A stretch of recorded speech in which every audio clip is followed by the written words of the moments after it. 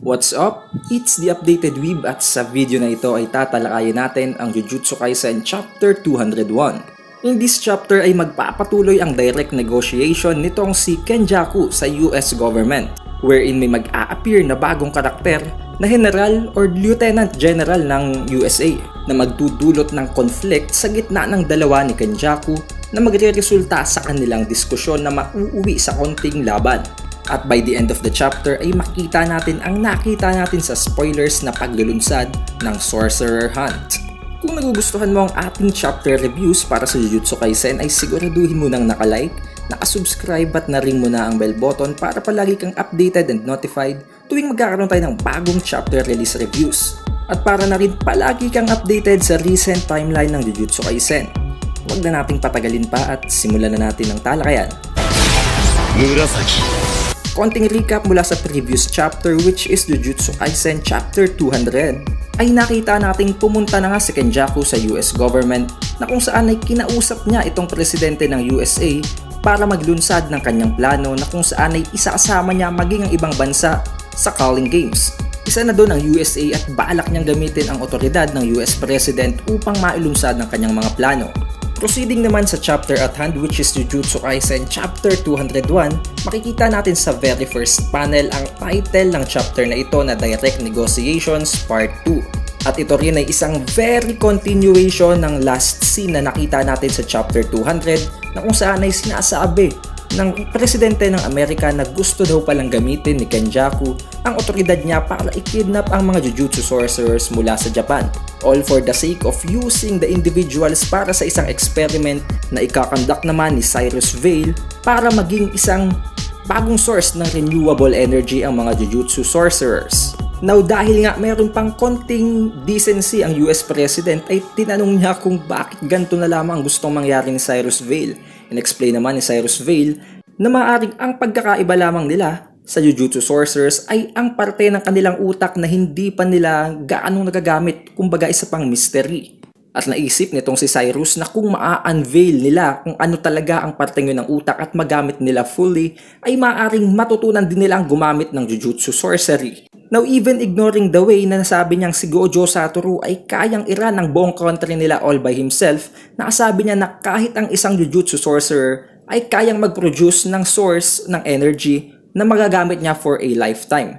Meaning na kung lahat sila dito sa US ay ma-unlock ang ganong klase ng abilidad ay hindi na nila kakailanganin gumamit pa ng kahit na anong source of energy kundi ang sariling Jujutsu Sorcery power lamang nila or cursed energy. Hence the reason kung bakit gusto niyang gamitin ng President ng USA ang kanyang military force para i-kidnap ang ilang Jujutsu Sorcerers mula sa Japan na talagang kinokontrahan naman ng US President dahil hindi nga makatao ang prosesong yon. However, nagsimula ng magbigay pa ng mas madaming rason itong si Cyrus Vale para lamang mapapayag ang US President. Sinabi niya na hindi sila pwedeng mapag-iwanan ng China or ng Russia pagdating sa alternative energy. Maliban pa sa mga bansang ito na binigyan niya ng diin ay binanggit din niya ang Saudi Arabia, Germany, ang Middle East at ang India, France, Korea at maging ang Turkey. Sinabi niyang ang mga bansang ito ay hindi palalagpasin ng pagkakataon nito na magkaroon ng grasp sa renewable energy source, kaya hindi nila pwedeng pabayaan na lang ang oportunidad na ito. Sinabi din dito ni Cyrus Vale na kung gagalaw din ang India ay susunod din maging ang Pakistan. All the more, sinabi niya na ito ay isang cascading problem, kumbaga kapag daw nagkaroon ng interes ang isang bansa sa bagay na ito ay patuloy nang dadami ang mga bansang magkakaroon ng interes sa renewable energy source na ito. Which implies na kung hindi ito igagrab ng USA right away ay maaring mapag-iwanan talaga sila. On the other hand, ang Japan naman ay dudumugin ng napakaraming countries para lamang makuha ang Jujutsu Sorcerers. Ginaslight pa nitong si Cyrus Vale ang president ng USA habang sinasabi niyang hindi daw kidnapping ang kanilang ikakonduct kundi isang protection. Dahil kung imo-monopolize or modify or babaguhin nila ang impormasyon ng tungkol dito sa Jujutsu Sorcerers, kung sila ang mauuna ay maaaring maprotektahan pa nila ang mga Jujutsu Sorcerers na ito na naninirahan sa Japan. Kung baga parang sinasabi na lang ni Cyrus Vale na hindi talaga nila aabusuhin ang mga Jujutsu Sorcerers bagkus kung sila ang unang makakaseize o makakakuha sa mga Jujutsu Sorcerers na ito ay maaaring i-fabricate nila ang katotohanan o maaaring gumawa na sila ng false information para hindi na magkaroon ng interes ang ibang countries sa mga Jujutsu Sorcerers. Therefore, hindi na gaanong mga nganib ang buhay nila dahil USA lang ang nakahawak sa kanila. Na inagrihan naman itong si Kenjaku kahit alam naman niyang napakamali ng pagrarason ni Cyrus Vale dahil ito daw ang pinaka-humanly process na magagawa nila o kumbaga ang pinaka-decente o ang pinaka-the best na option o method. Dahil wala naman actually choice itong si Kenjaku kundi ang suportahan na lang si Cyrus Vale dahil ang pinunta niya talaga sa USA ay para makuha ang otoridad ng US President para mapapayag siya sa pagsali sa Calling Games. Bigla namang bumulong ang parabang nag-a-act as secretary ng US President habang sinasabing kahit na daw ngayon ay nakikipag-cooperate siya o parabang nakikipag-collaborate sa USA ay maaring nagkaroon na din siya ng cooperation sa ibang mga bansa pa. Na kung titingnan natin sa susunod na panels na inamin dito ni Kenjaku na marami pa talagang ibang bansa ang kanyang napapayag na. Assuming napapayag na talaga ang US President para sa gusto niyang mangyari ay sinabi niyang minority lamang ng population ang mga Jujutsu Sorcerers dahil alam naman nating karamihan sa population ng Japanese ay hindi talaga actually sorcerers at napakaunting bilang lamang ang maaaring gumamit ng cursed technique at cursed energy. However, he added up na sa November daw ay magkakaroon ng isang event na kung saan ay mag-gather up o magtitipon-tipon ang halos lahat o karamihan ng Jujutsu Sorcerers sa loob ng Japan. Pero isang beses lang ito mangyayari kaya kailangan ng maging decisive ng decision ng US President. Kung papansinin natin, tinutukoy na naman dito ni Kenjaku ang Calling Games dahil as you can see, November ay nagsimula ang Calling Games. At this point ay parang halfway nang pumapayag ang US President habang sinasabing kailangan nilang mag-increase ng surveillance sa Japan. Kinontra man siya ng kanyang secretary ay sinabi niyang meron din silang mga Japanese people sa loob ng USA kaya kailangan din nilang protektahan ang mga Japanese na ito dahil they are considered as US citizens na rin. He also added up na kung itong si Suguro Geto daw ay nakipag-cooperate na maging sa ibang mga countries ay kailangan na nilang ma-monitor ang movement ng mga ito sa loob ng Japan. And at the same time ay kailangan din nilang maprotektahan ang mga Japanese citizens sa loob ng US territory. Therefore, sa paglulunsad ng planong ito ay kinonsulta niya na si Lieutenant General Gary kung ilang personnel ba ang kakailanganin upang successfully mai-execute ang kanilang plano. Now may kita nating may panibagong malaking karakter na naman ang nai-introduce sa Jujutsu Kaisen. Hindi lamang si Cyrus Vale na kanilang professor kundi maging si Gary K. Johnson na isang Lieutenant General ng USA. Or specifically siya ang tinuturing na Joint Special Operations Command or JSOC, Commander Lieutenant General ng United States Army. Habang kine-question pa nga ng Lieutenant General Gary na ito ang kanyang sariling president na iaasa daw ba nitong si President ang pag-execute ng plano sa kanilang army. Na ikinahihiyang sinagot naman ng US President at sinabi pa niyang ayaw daw niyang pinapaulit-ulit pa siyang sabihin ng bagay na yon dahil talagang nakakadiri daw ang kanilang plano. Nireply naman siya ni Lieutenant Gary na kailangan daw niya ng explicit and specific na command para ma-execute at masagot ang kanyang katanungan since si Lieutenant General Gary ay isang professional na soldier at kailangan niya ng maayos na command. Ngayon sa pakikipag-usap ni Lieutenant General Gary kay Kenjaku ay nabanggit niya na naman itong si Gojo Satoru tulad na lamang ni Cyrus Vale dahil si Gojo Satoru nga daw ay isang abnormality maging sa mga Jujutsu Sorcerers. Na maaaring dahilan kung bakit medyo nag-hesitate na pumalag ang US government na ito kontra sa mga Jujutsu Sorcerers. Kaya sinabi naman itong si Kenjaku na hindi nila kailangang mag-alala kahit na isang abnormality si Gojo Satoru dahil hindi naman daw siya magiging present in action sa November. Dahil ang white-haired guy daw na ito na itinutukoy nila ay magiging sealed at hindi makakagawa ng kahit na anong aksyon kontra sa US government o maging sa ibang mga countries. Dahil as you know nga, hanggang ngayon ay nasa loob pa rin ng kahon o ng prison realm si Gojo Satoru. Now hearing the reason from Kenjaku ay biglang parang lumaki ang ulo ni Lieutenant General Gary habang sinasabing kung ganun daw ay kakailanganin lamang nila ng single company para ma-execute ang kanilang plano. Ngayon after marinig ni Kenjaku ang napakabalang na sagot nitong si Lieutenant General Gary ay para bang bigla siyang nainis sa taong ito. Dahil kung iisipin mo, ang isang company ng soldiers ay nagre-range lamang from 60 to 200 personnel. Ngayon kung iisipin nyo, hindi talaga kakayaning i-seize ng ganito kaunting tao ang Jujutsu Sorcerers at maaring ang ilang numbers lamang ng Jujutsu Sorcerers ay ma-wipe out na ang isang company na to. Pinagpatuloy pa ni Lieutenant General Gary ang pagmamayabang habang sinasabing sisimulan daw nila ang pag-execute ng plano sa pagland sa Yokota Air Base. Nagawa niya pang tanungin itong si Professor Cyrus Vale kung sapat na daw ba ang 5 dosena ng Jujutsu Sorcerers para sa kanyang eksperimentong gagawin. Na ikinatuwa naman masyado nitong si Cyrus Vale dahil kung iisipin nyo ang 5 dosena ay napakarami na para sa isang research lamang. From this may kita natin na talagang hindi pa aware ang mga US individuals na ito sa kung ano talaga ang mga potensyal at kakayahan ng Jujutsu Sorcerers. Dahil isipin nyo, iniisip nitong si Lieutenant General Gary na ang kanyang single company of 60 to 200 soldiers ay kaya na daw mag-seize ng 5 dosena ng Jujutsu Sorcerers. Pinagpatuloy pa nitong si Lieutenant General Gary ang pangmamaliit sa mga Japanese na tao. Sinabi niya na kahit na daw may ESP ang mga taong ito dahil sila nga ay Jujutsu Sorcerers at nakakagamit sila ng Cursed Energy, in the end ay hindi daw ito mga trained professionals at mga amateurs lamang. Kaya in comparison sa mga trained na professionals na kanilang army ay wala itong magiging laban. He further added that muscle and bullets nothing beats those, na para bang sinasabi niya kahit na may kakayahan na kakaiba ang mga Jujutsu Sorcerers ay mas magaling pa rin ang kanilang army since ang army nila ay trained professionals na nga at meron pang mga hawak na napakatataas na technology sa pakikipaglaban. Hearing that from Lieutenant General Gary ay nag-agree naman itong si Kenjaku with a smile on his face na sinasabing kahit daw sa mga Jujutsu Sorcerers ay napakalaking factor ng muscles at ng strength sa pakikipaglaban.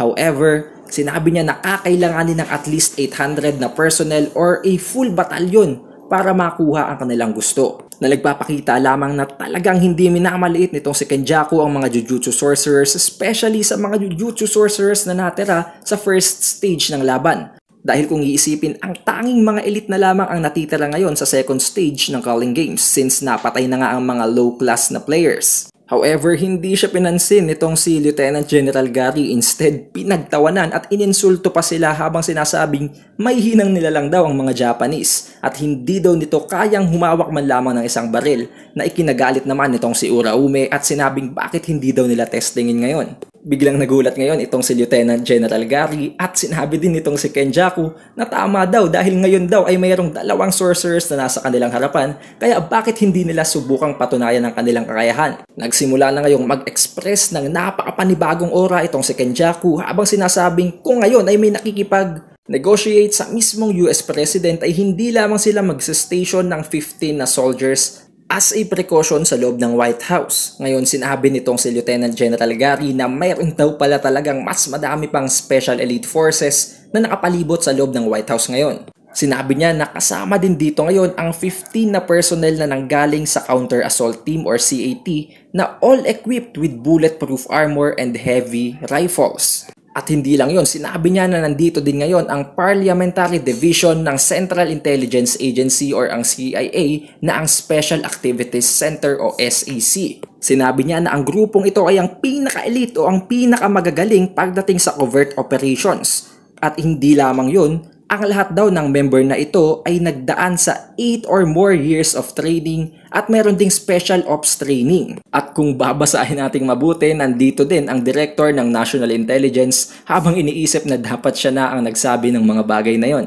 At therefore, hinaamon nga nitong si Kenjaku itong si Lieutenant General Gary ay nagsimula na ang kanilang challenge. Dito ay sinimulan ang magbigay ng mga orders or ng command nitong si Lieutenant General Gary, habang sinasabihan niya ang SAC or ang Special Activities Center na mag-split into 3 teams, which in total is 30, so it means na every team has 10 members. Sinabi niya na ang mga ito ay sumama sa Secret Service, which are 45 na elite na sundalo na pipigil sa anumang magiging kilos ni Kenjaku.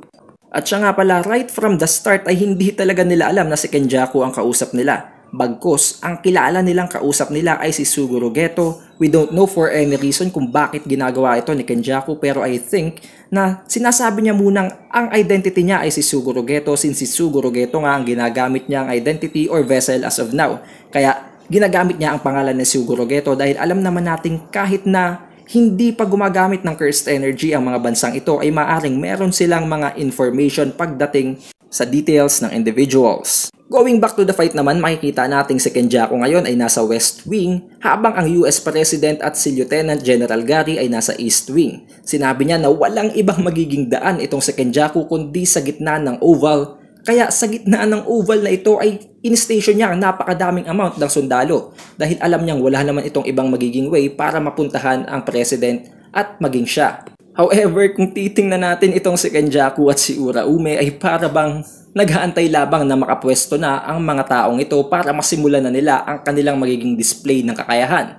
Tinanong ngayon itong si Uraume, itong si Kenjaku kung kailangan daw ba niya ng tulong, subalit sinabi ni Kenjaku na hindi at kaya niya na itong gawin ng mag-isa dahil kung pagdating daw sa pagpapakita ng first impression ng kakayahan ng Jujutsu Sorcerers ay talagang ang katawan at ang cursed energy or cursed technique nitong si Suguru Geto ang magiging pinakamagandang example.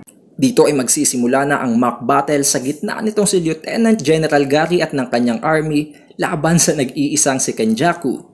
Sinabi ngayon nitong si Lieutenant General Gary na ngayong nakalabas na daw lahat ng non-combatant personnel sa loob ng White House ay maaari na silang mag-open fire. Habang sinasabi naman ng US President na hindi daw niya ba alam na maging ang pamilya at asawa ng US President ay nakatira sa White House. Habang sinasabi naman itong si Lieutenant General Gary na hindi daw niya kailangang mag-alala dahil bago pa man makitang muli ng presidente ang muka ni Uraume at ni Kenjaku ay tatapusin na niya ang laban. Lieutenant General Gary further added up na kailangan daw mag-stick ng Japanese sa paggawa ng mga anime at sa paggawa ng mga sasakyan. Na para bang minamaliit talaga ni Lieutenant General Gary ang mga Japanese na wala talagang kakayahan pagdating sa combat o sa laban. Na kinokontra naman ng US President dahil at least ay nakikita naman nating merong sense of decency pa rin talaga sa US President. And since may konting parang kabutihan pa nga sa loob ng US President ay tinanong niya itong si Lieutenant General Gary kung kailangan daw bang dumaan sa ganito at wala na daw bang ibang mas makataong paraan. Habang sinasabi naman itong si Lieutenant General Gary na wala at ito lang daw talaga ang paraan dahil hindi lamang isang simpleng pagkapanalo or victory ang kanilang hinahanap, kundi isang overwhelming victory na para bang gustong-gustong durugin talaga nitong si Lieutenant General Gary ang dalawang Jujutsu Sorcerers na ito para lamang mapatunayan kung gaano kalakas ang strength at ang manpower ng US Army. Habang nagmamalaki si Lieutenant General Gary at sinasabing this is America ay bigla na lamang niyang napansin na may gumagalaw na isa sa kanyang elite forces mula sa bintana ng White House. Nagulat na lamang silang lahat na nasa loob ng East Wing, lalong-lalo na si Lieutenant General Gary, kaya walang ano paman ay agad silang lumabas upang tingnan kung ano talaga ang nangyayari sa labas ng White House. At sa kanyang pagkagulat ay nakita niyang naglilipara na ang mga elite forces na kanyang dineploy sa himpapawid. Yun ay dahil sa kagagawan ng cursed spirit na binamanipulate ngayon ni Kenjaku na kung papansinin natin ngayon ay napakalaki in terms of size at nagre-resemble ng elephant. At kung hahanapin natin kung saan ito maaaring nag-originate ay maaaring ito ay ang isang imaginary cursed spirit na ang Hindu god na si Ganesha, known as the son of Shiva, the god of destruction, at ang god as a remover of obstacles. Hindi pa natin ngayon alam kung ano ang ibang kapangyarihan o abilidad ng cursed spirit na ito, but as of now ay alam natin kaya niyang mag-levitate ng living objects at maging ng mga tao. In terms of scaling, maaring masabi nating isang special grade cursed spirit ang Ganesha god na ito dahil hindi naman magbibigay ng isang mabigat na pangalan o karakter itong si Gege Akutami sa isang cursed spirit kung ito ay isang mahinang cursed spirit lamang. Which only means na may napakarami pang special grade cursed spirit na napakalalakas sa loob ng inventory ng cursed manipulation nitong si Kenjaku. Hindi makapaniwala si Lieutenant General Gary sa kanyang nakikita habang dumating naman ngayon si Kenjaku sa scene at inilalapag ang napakadaming dog tags ng elite forces na kanyang dineploy.